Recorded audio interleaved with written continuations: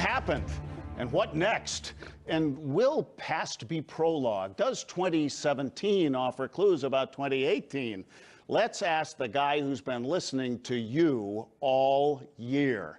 Michael Harrison is the publisher of Talkers Magazine, the trade publication of talk media, radio, TV, and podcasting. Translation, he spends his entire year listening to what the USA has to say every day.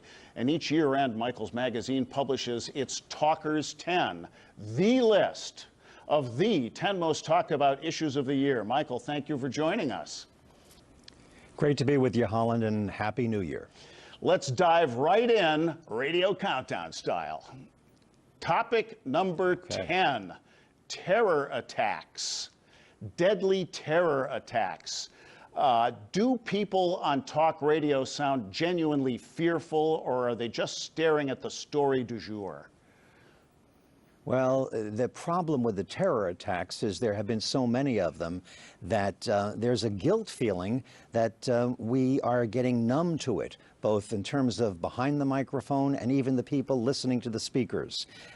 It's hard to remember which one was which. And the biggest guilt that anybody in journalism has or should have is that there's no follow-up. Because if you go back to the whys and the wherefores of any particular attack or heinous crime, these tragedies, these shocking tragedies, then you don't have time to talk about the new ones. Sure. Like there's been no follow-up on Las Vegas, what happened in Texas. So it really is a very sad and uncomfortable situation for everybody concerned. I think you're right. Nobody can name the Vegas shooter anymore, and attention span has become an oxymoron. Story number 9, Roy Moore Senate bid in Alabama. What does this portend for 2018 based on what you're hearing? Well, it's a multifaceted story. It's a story with many headlines. As for what it portends, well, it shows you that a Democrat can, under certain circumstances, win in a hitherto and perhaps still red voting district. In this case, an entire state. That's one thing. The other thing is it ties into one of the bigger stories we're going to get to, and that's the Me Too phenomenon, which is a watershed story, and I'll save it for when we get to it. And it also is a referendum on the coattails of the President of the United States. There's a lot to this story. Yeah, very deep, a lot of camera angles on it. The 8th most talked about topic, race relations and the Charlottesville March, which turned deadly. You couldn't get away from this, that sad, sad weekend. Are we taking steps forward or backwards based on what people say on talk radio? We're taking steps forward and backwards, and that's what's so beautiful about talk radio. It's not a monolith, as many people believe, but there are many different points of view. And there is a concern about the rise of nationalism, the rise of white supremacy, and all of the other ugly aspects that have been plaguing mankind since the beginning of time. You know, racism, xenophobia. So we have it here. What it basically says to the smart mouths out there, or they're saying, is that you can't become complacent about signs of hate.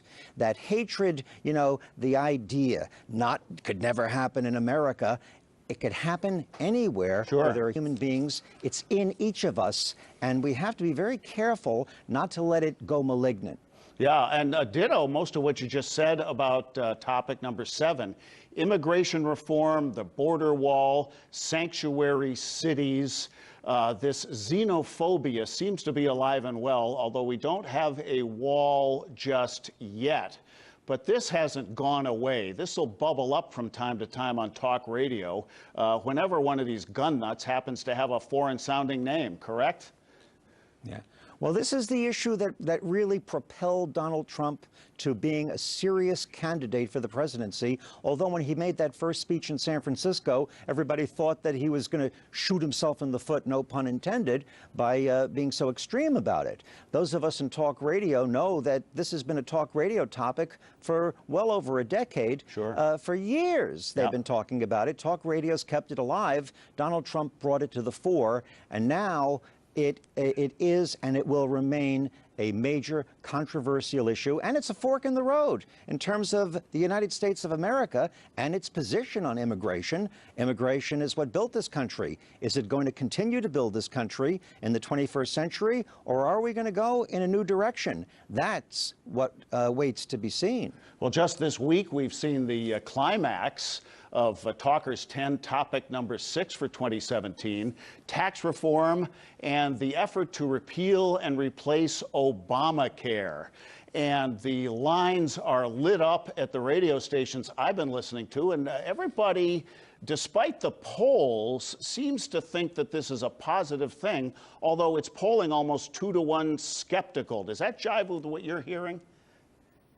Oh, absolutely. Skepticism reigns supreme when it comes to these types of things, because we're talking about a bill that most people have never read. We're talking about a new whole spectrum of law, a new chapter in tax code that nobody really understands. I can't find anybody who can cogently explain what this tax bill means. Right. So it became more of a political item. Can the Republicans get it done? Right. Can Trump end 2017 with a victory? Right. But the celebration is that they got it done, not necessarily what it's going to do. Right, they got anything done. Topic number 5, the debate over fake news and the state of journalism. It all blurs together now on cable and on talk radio, and we really do choose to believe what we choose to believe, don't we? Yes, we do. The media, basically the corporate media, targets predispositions and then tells people what they want for affirmation.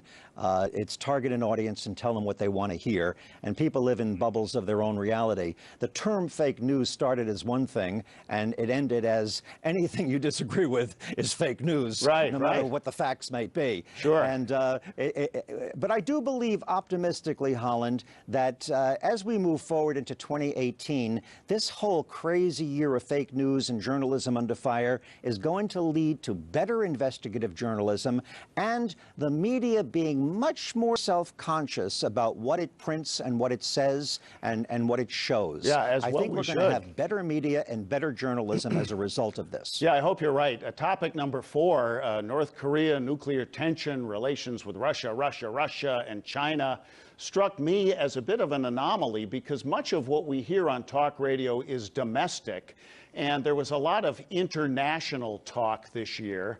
Topic number 3, you referenced earlier sexual misconduct in the Me Too movement, and I agree, this is a watershed moment. Is this story at its beginning, its middle, or closer to the end as our attention tends to wander? I think it's in the middle. I think the story will end. I think there'll always be the battle of the sexes. I think that there will always be cases of sexual misconduct. I think we're going to get back to understanding the gradation of differences between something that might be rude and something that is a felonious assault. It's going to move on to the courts. Yeah, Ron Burgundy is now a dinosaur. Topic number 2, Trump-Russia investigation, election hacking allegations. I sense burnout on this. It seems like old news and no minds are being changed. Is that what you take? Well, that may be the way you see it, and some see it that way. I see it as highly partisan. I see the people that are pro-Trump seeing it as something that is a political witch hunt. I see people that are anti-Trump, hopeful that it's going to reveal something that is going to prove him to be at fault. I think this is going to play itself out. I do think it's important. I think it's way too complicated for you and I to come up with anything cogent about it within this discussion. Yeah, it's not a bumper sticker. It's around for a while. Yeah, you're right. All right, I got a minute. Absolutely. I got a minute left, and we saved the best for last. The Timpani Roll, the #1 talk topic of the year, according to Talkers Magazine research, is the president's personality and demeanor. And these tweets are an issue even among some of his most ardent supporters, correct? Yeah. Yeah, most of the talk, well, Trump has been involved in every one of the 10 stories that we've talked about. Yep. So this is the age of Trump. But the most compelling part of anything said about Trump has been about his personality, not necessarily about his policies. People are talking one side or the other about his personality, and that's pretty amazing. He's a star. Michael Harrison, Talkers Magazine, you were on my very first show on RT America, and you said something back then I've thought about ever since. Donald Trump is the best thing that ever happened to talk radio.